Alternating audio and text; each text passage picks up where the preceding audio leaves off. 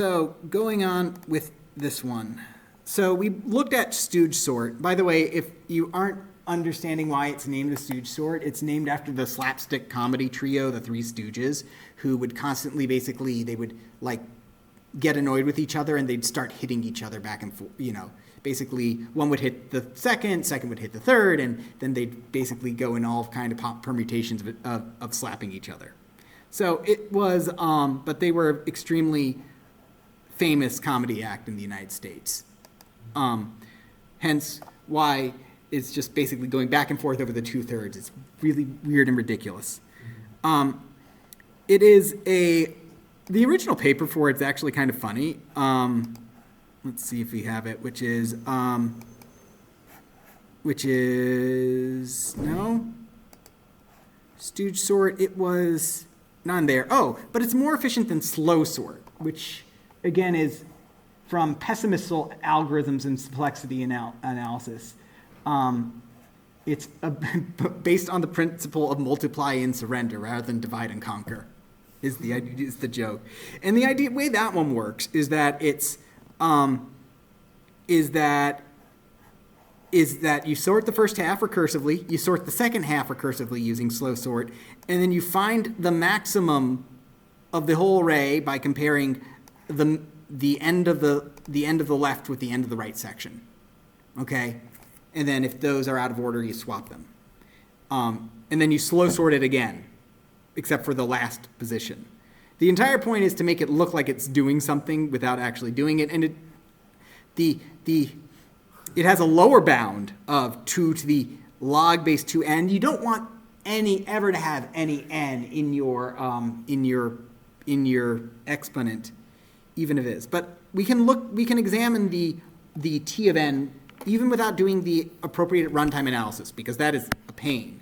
We can see that basically slow sort, this splits it in half, this splits it in half, then we have a single operation over here, so this is 2 t of n over 2, right? But this says now recurse again over the entire thing minus 1, so that means that it is 2 t of n over 2 plus t n minus 1 plus 1. Which doesn't really fit in our kind of thing, right? Again, our formula is for divide and conquer. This does not work there. This is the lower bound for it. Not good. So anyway, let's go ahead and talk about others. Let's see where I want to talk about now. Right. So now that we go through this, now that we have this formula. Okay, let's go ahead and talk back to something we were talking about from chapter 1. Or actually, yeah, chapter 1, which is multiplying two numbers together, because we want to be able to do that faster. We said there was a better way to do it than O of n squared. Okay, so for this, we're going to talk about how to do.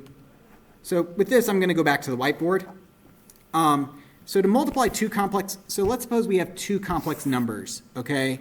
And for simplicity's sake, I'm going to call those complex numbers smiley face, and I'm going to call them frowny face, because introducing other symbols for complex numbers is going to make this needlessly complicated. So suppose I have two complex numbers I want to multiply together, okay? Now, this is completely useless. It is multiplying two complex numbers in this form is completely useless, unless you actually have them in their actual form, which is a plus b of I for the first complex number, and c plus d of I for the second complex number, right?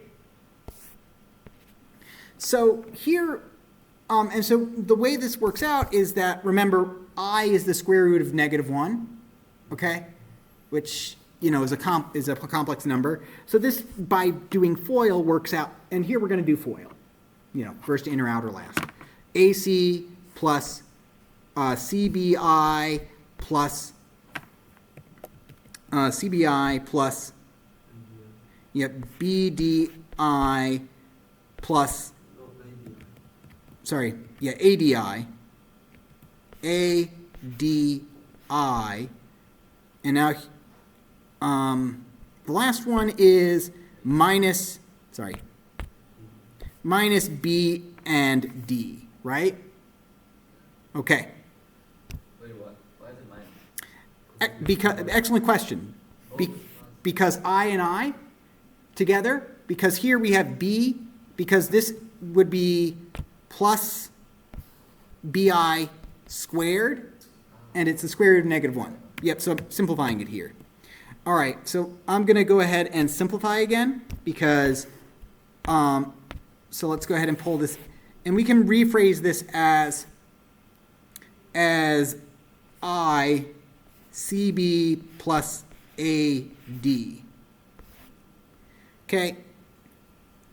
Now, some smart aleck at some point, some clever guy figured out, it was Gauss, but among other people, that we can actually do a trick, and I believe it's actually referred to as the Karasuba trick. No, it's Gauss's trick, but I believe Karasuba implemented it. The idea here is that we have 4 multiplications in this operation over here, right? We've got 4 multiplications here. But Gauss said, okay, let's take this, and we can actually calculate this as a different form. We can say that CB and AD, that's equal to A plus B, C plus D,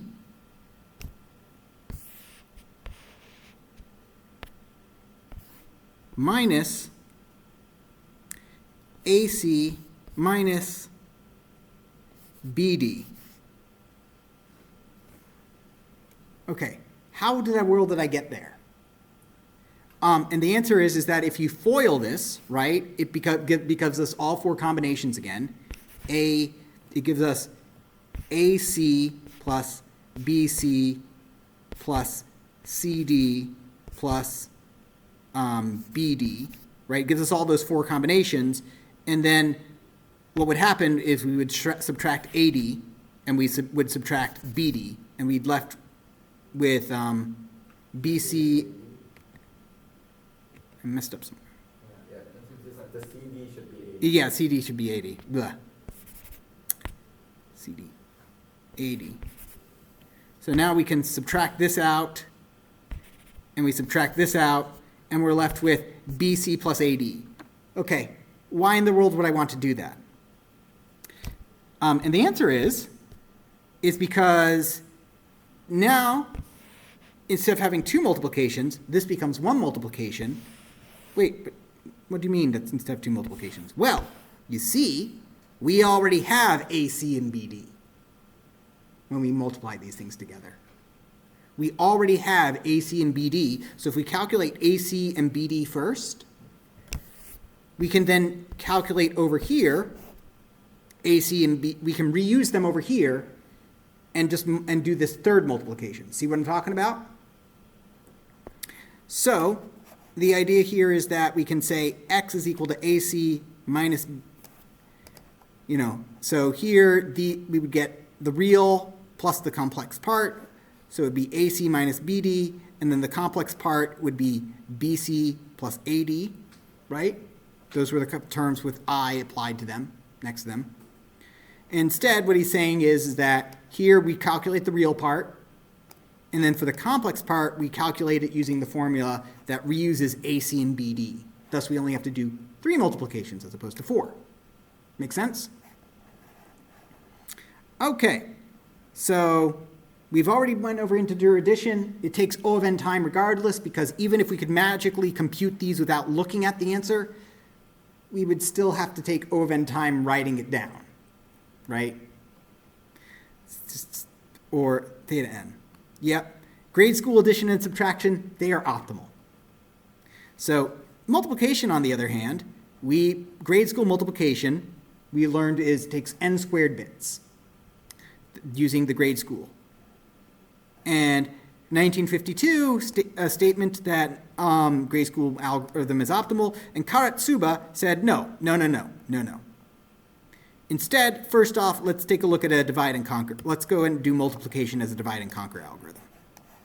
Okay, what do I mean? Okay, let x be an n-bit number, y be an n-bit number, okay? And I want to multiply them together, so x times y. Let's go ahead and say, though, that x, okay, we can split up x being equal to, since it's a binary, right, it's going to be represented as a stream of ones and zeros, okay? It's going to be a stream of 1 and zeros. And so it's going to be like 0, 1, 1, 1, 0, 2. Wait, that's a 2. There's no 2's in here. 0, 1, 1, 1. 0. So, and what we're saying over here, what the idea is here is that we'll split up into a left side and a right side. Okay? And if we split it up into a left side and right side, we can say basically that this x is equal to, well, first, it's going to be equal to the sum of the bits on the right plus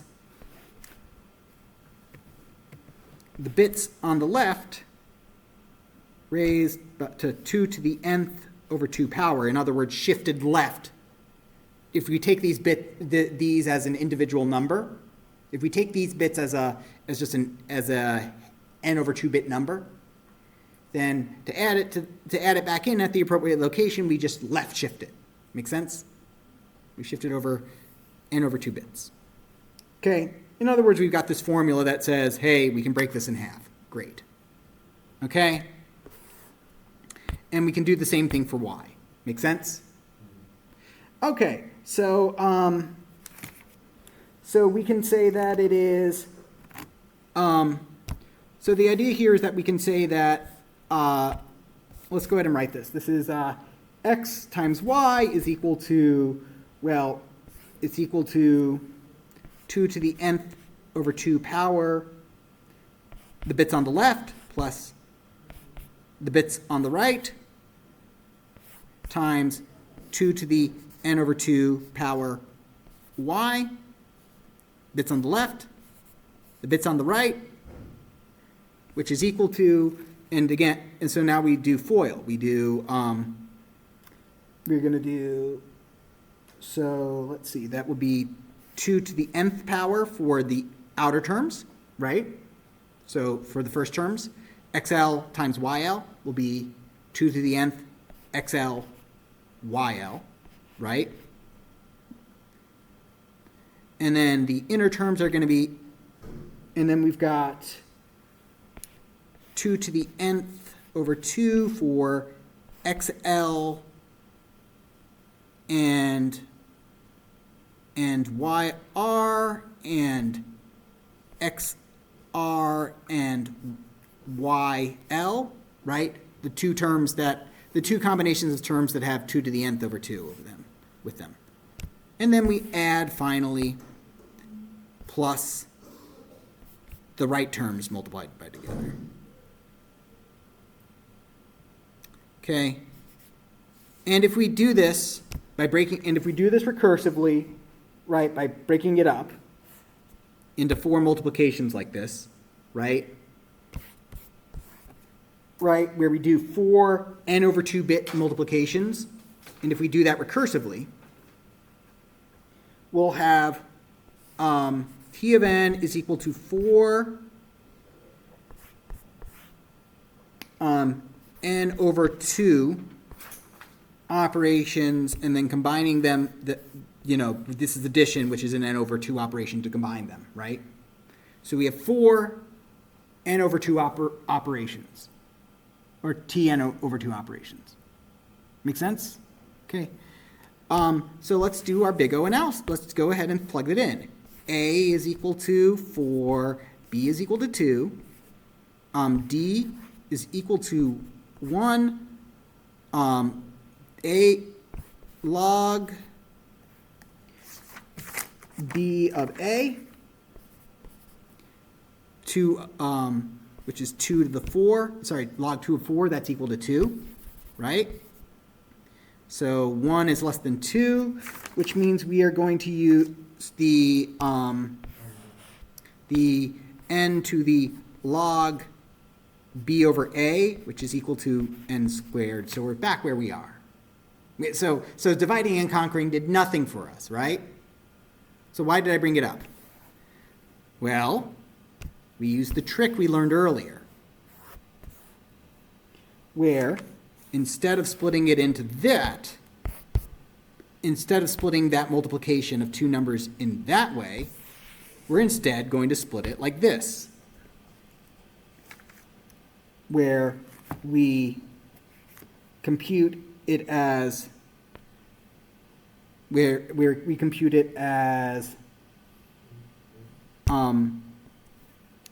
well, let me give you the algorithm instead, okay? Because that's a bit easier to show you.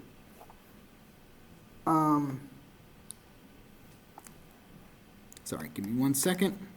Here we go. The idea here is that we have, if we want to multiply two n-bit numbers, so this is the traditional way to do it. Instead, we do it like this. We take the middle term and we rewrite it. And using that trick that we learned earlier to get rid of, and in this trick, again, what we're doing is we are reusing those terms that we had earlier. So we only do 3 multiplications, which means that if we use that trick that we saw for complex numbers, using n-bit operations, this suddenly becomes t of n. So this is equal to, let's see. So in other words, this should become, xl plus yl. I could write it out, but honestly, we're running out of time. So the t of n becomes 3 n over 2 as opposed to 4 over 2 plus n. Okay, got it?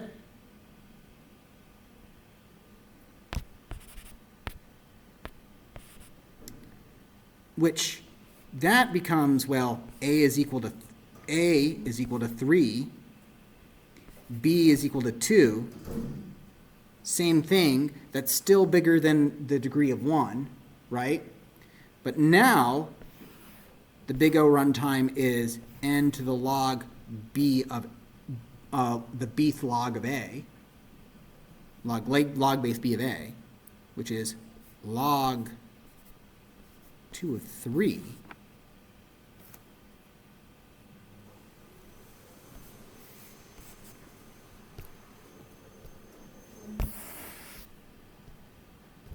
And by just doing only 3 subproblems now, that means that a runtime is n to the 1.59th power. So that is the, let's see, again, I'm probably butchering the name, the Karatsuba trick. Basically, we use 2 to the 2m, where m is the number of bits, AC, plus to the m is the m is n over 2, okay? So half bits, n over 2 bits, 2 to the n over 2 bits, and over here we're replacing BC plus AD with these terms we've already calculated, plus BD. Only 3 multiplications are required. Okay, and that gives us 1.585. That's great. That's a huge. So is a huge speed up, right? That's huge compared, or it looks huge compared to n over 2. N squared. But it says in practice that really only comes into play if we're multiplying bits of 320 to 640-bit numbers, which are pretty big. You know, remember, longs are 64 bits. But still good. But the reason we care about this is that there's a lot of stuff that we care about that is defined in terms of multiplication. Multiplying A and B together, obviously, dividing A and B, squaring numbers, because that's multiplication again, and, of course, doing the square root of a number. That requires multiplication. So we can speed that up. We speed everything up. And that, again, was 1962. We haven't really stopped there. We've kind of gotten, and so your GNU multiple precision library uses one of 5 different algorithms depending on the size of how big your operands are. So we see, though, that it has progressively decreased over the years, and it probably has gotten some a lower end there. Is there an O of n operation? No, probably not. Okay. Let's see. By a similar vein, there's similar things for doing matrix multiplication, which is kind of a pain. Let's see if there was something else. But I think I want to come back to matrix multiplication at the end because I don't want to bore you too much. So I'm going to skip ahead to something else I did prepare. Okay. So we were talking about by the way, we were talking about sorting, so I still want to kind of hammer in on that, okay? We do have this one other algorithm that we use for sorting, which is quicksort. So let's go to that for a second, quicksort. What is the average case runtime for quicksort? Yeah, we'll get to matrix multiplication for this. Come on. What in the world? Did you freeze on me? It froze on me. Okay. So question. When you did quicksort, what did you learn what the runtime was for quicksort? I think it's unknown. And is that best case, worst case, average case?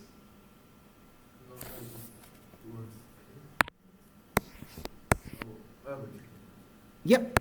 Average case is n log n. What's the worst case scenario for? O of n squared.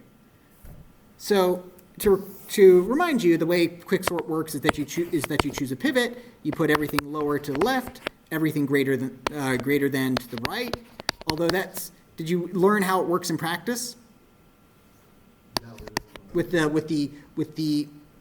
If 5 is your pivot, 1, 9, 2, 8, 7, 6, 4, 3, right? You go up looking for the first number that's bigger than your pivot. You go where your pivot's in the first element. You go down looking for the first element smaller than the pivot. Swap them. 3 and 9, and you keep doing this until up and down cross. Okay. Yep, so you can do that in place, but in practice what it does is that it splits, it resolves into this. That's called the partition function, and it resolves into this. What is necessary for that to be efficient? What do we care about? What do we need? What needs to be true about P for this to be efficient? Or what would we like P to be? Like a middle. Yeah, middle. We want it to be like median. So given this range, we want P to be very close to the median. That way that about half will go to the left, about half will go to the right. The worst case scenario for quicksort, okay, is exactly that. Is exactly where we pick a pivot and everything is greater than it. Everything ends up over here in this side and nothing ends up in the less than side. And then we keep doing that. Example is that if you're choosing your pivot by always selecting the first element of your subarray, and then the array is reversely sorted, right? And then that's just going to be a mess. Okay. Now, quicksort, though in general, does have the same kind of runtime, which is that we break it in half. Where you basically break it into two subproblems of two problems of n over 2 size, and then to split it up takes, and we don't have any, it doesn't take us any effort to recombine them because we're doing it in place in an array. But to split it up takes O of n time. We have to check every item, right? Which resolves to, as we've seen, n log n time. Okay, so it would kind of be great if we can compute the median. So, and in general, that's actually a pretty interesting problem we want to kind of look at. How, given an array, how can I find the median in some certain amount of time, right? Computing the average is fairly, and that's different than computing the average. Computing the average takes O of n time, right? You look at every number, add them up, divide by the number of items you are, boom, there you are. But computing the median, you have to know what the middle element is, which means that you got to know where it is. Naively, our upper bound for finding the median has got to be n log n. That's our upper bound. Why? Because naively, the easiest way to find the median, sort it, choose the middle element. Sorting takes n log n time, right? So if we could get that down to like linear time, that would be kind of great. That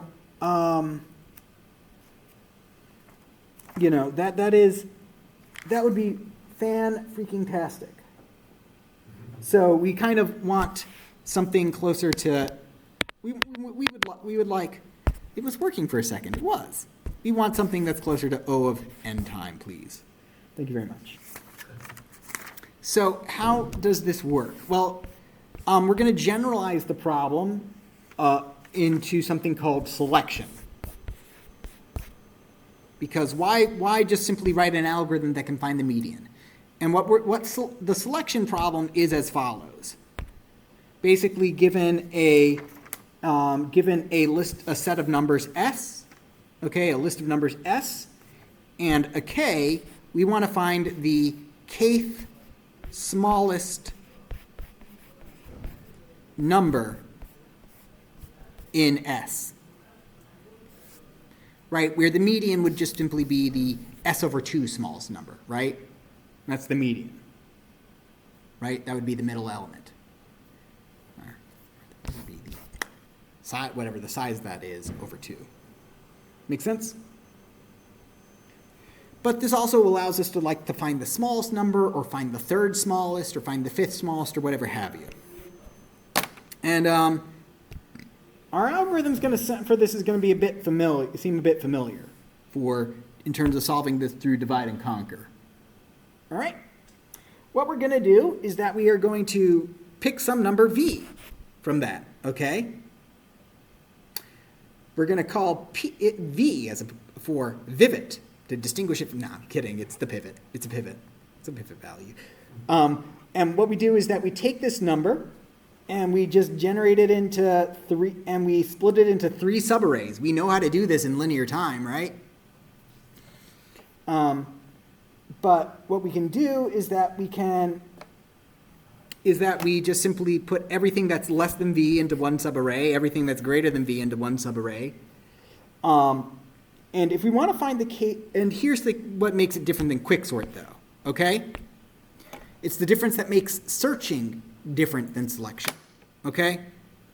We're trying to find the kth smallest item.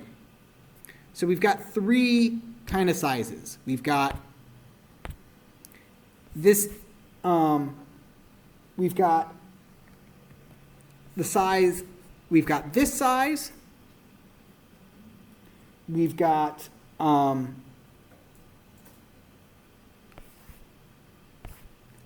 this size, and we've got this size. Got this size.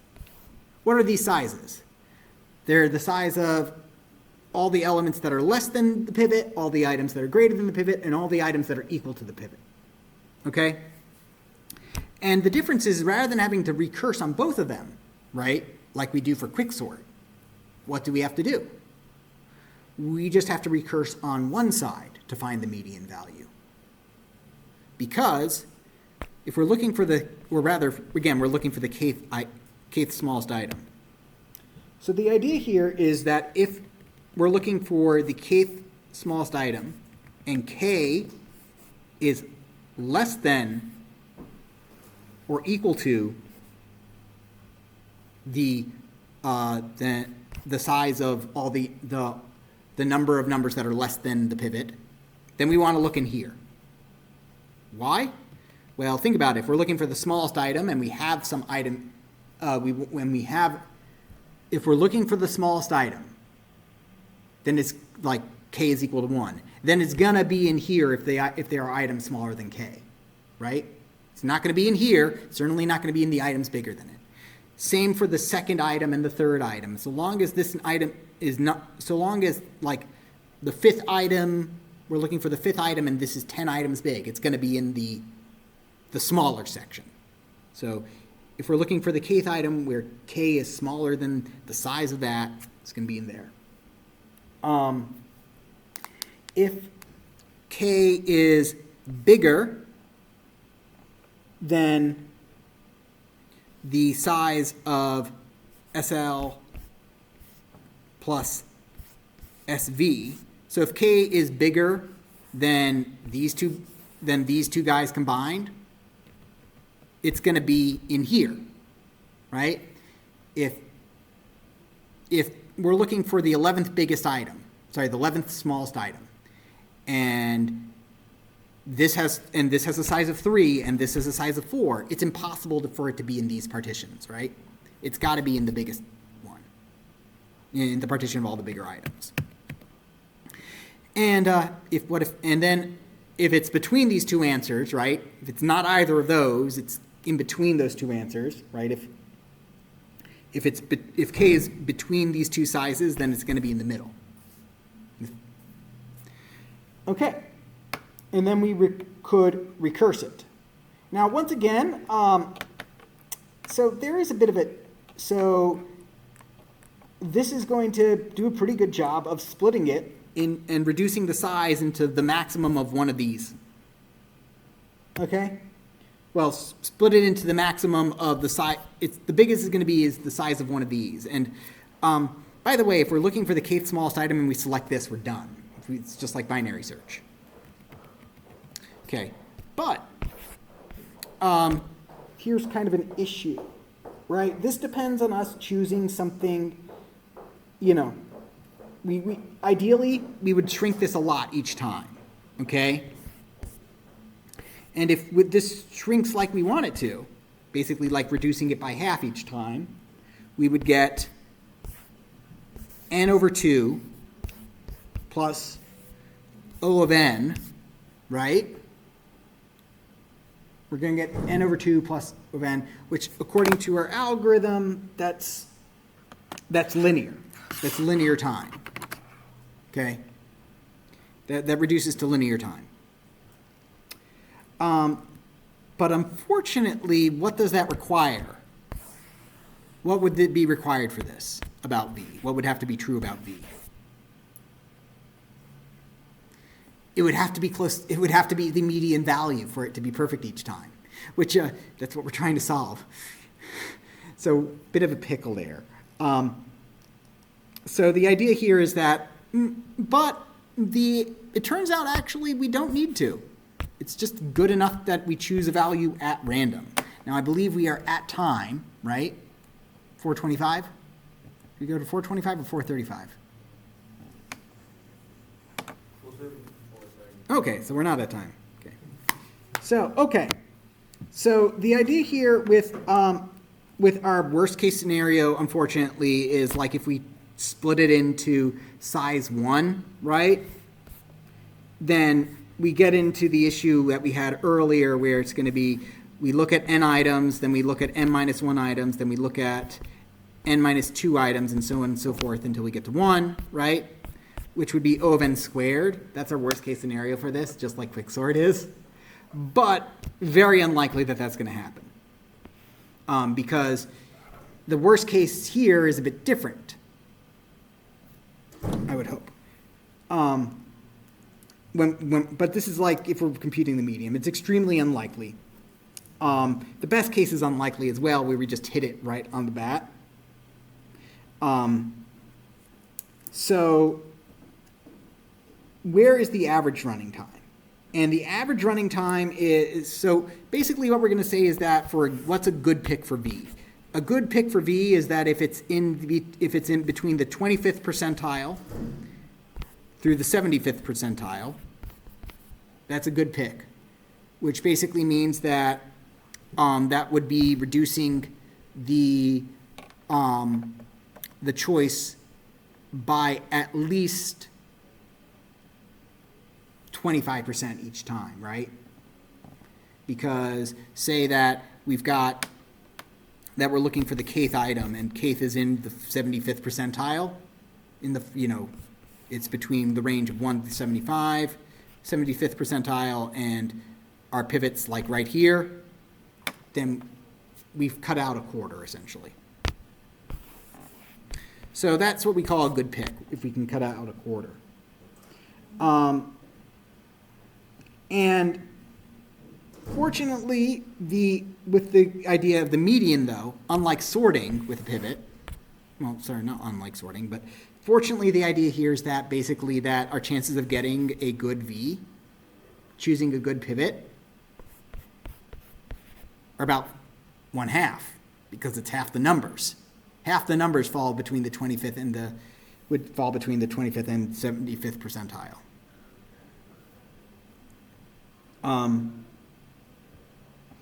So what it comes down to is that the expected running time for this algorithm, by reducing it to basically, on the worst case, we're reducing it by to something 3/4 of the size, right? We're going to be reducing it to about 3/4 of its size, so 3/4 of that, as opposed to reducing it by half, plus O of n. And that actually does work out to O of n time, which is pretty nifty. I think, though, that here is actually a pretty good place to stop, because all I have left in this chapter is matrix multiplication, which we'll see in the next lecture that our naive approach to it, if we're trying to multiply n by n, an n by n matrix, it requires n cubed time, right? Because if we're multiplying two n by n matrices, that means we've got n squared items to compute, each of which takes O of n time to compute. And we'll see that there's a trick similar that gets used to this. But once we are done with this, we'll be done with, once we're done with the master theorem, we are going to go and select, sorry, we'll go over the slides, but once we're done with this, okay, we'll be going into chapter 3, which will be going into a lot of things like graphs, which will be a lot more, that'll be familiar. We'll just simply get used to the notation of it. And we're going to start going into, again, some of the algorithms to go over to search through graphs. That won't take, chapter 3 shouldn't take too long, because y'all should remember graphs fairly strongly, right?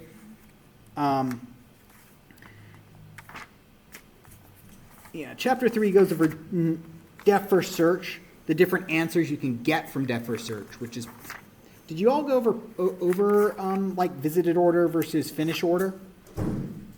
And forward edges and back edges and cross edges, or no? Those are about depth first search. They're just basically describing different orders and ways you can go through stuff. Okay, it's not super important, but I believe it's in the textbook. Chapter 4 is where we get into some new material that you will not seen before with the graphs, because you've gone over Dijkstra's. No, you've gone over Dijkstra's. You learned graphs, so you went over Dijkstra's. What we'll also go over is Bellman-Ford, which handles the cases where Dijkstra's does not work, and we'll also go over some stuff to deal with directed acyclic graphs. Yeah, this book loves directed acyclic graphs because that gets into dynamic programming. Now I'm worried I'm going too quickly. Like, am I going to run out of material? Oh, we went to Maybe.